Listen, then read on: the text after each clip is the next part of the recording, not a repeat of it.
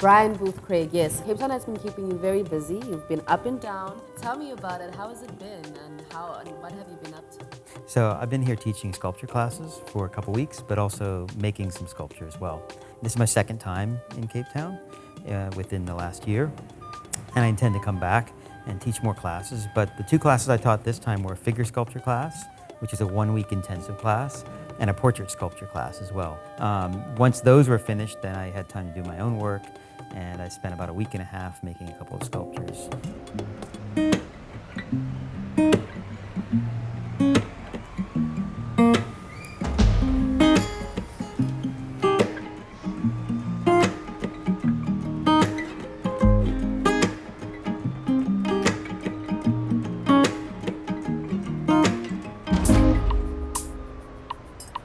When I bring a model into the studio, I don't have any particular idea or specific idea that I want to work with, right? The model always gives me that information. And so my instructions with the model are always very simple. Just be yourself and make sure that they representing their personality, and then I react to that. I want to remove myself from the final product.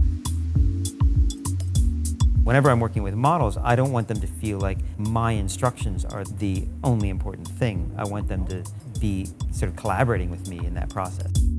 So for example, Ishmael, the subject, he has very, very strong facial features that I think are really useful sculpturally when composed with the rest of the body, right? So the way I have the head tilted and leaning back, it gives him a look of both strength, but also judgment toward the person that's looking at him. And his features really work with that idea. I always make sure that they know that their agency in this activity is part of the final piece. Otherwise, you don't have that interaction. It's just me voyeuristically gazing at somebody, right? Which doesn't really hit on the notes that I'm trying to hit on.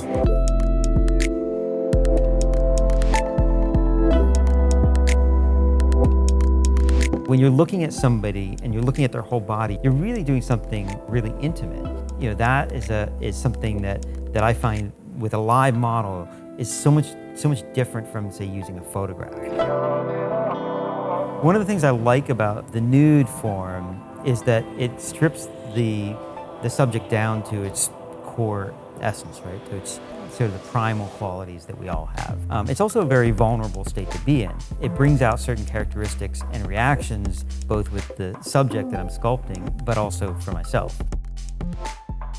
It's immediately unrealistic. It's not a normal experience to just walk in on somebody standing there nude in a particular pose, particularly the poses that I use, because they're not depicting anything in particular that you would recognize.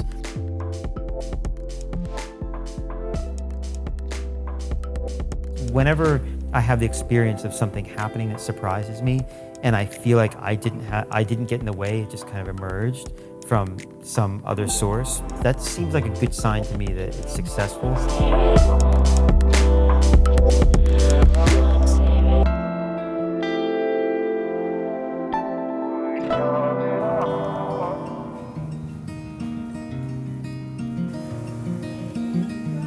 I don't think that artists speak for things. I'm not speaking for any of the models that I collaborate with. I'm speaking about the experience of being with them.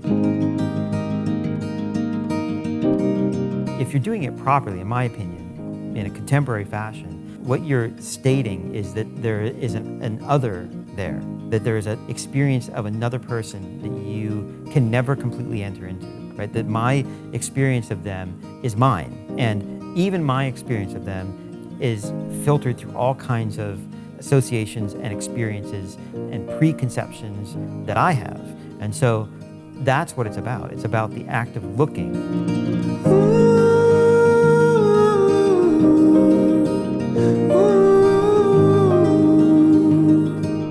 I'm representing a space between myself and the personality that's there.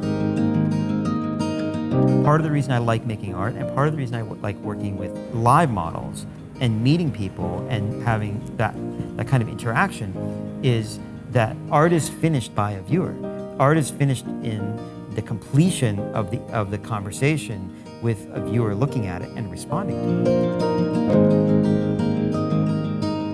The experience of being with the finished piece is meant to be a proxy for my experience with the model and that act of looking and really engaging with them. Amazing. We have a lot to talk about next time I come back. Yes, we do. So we'll see you there. Awesome.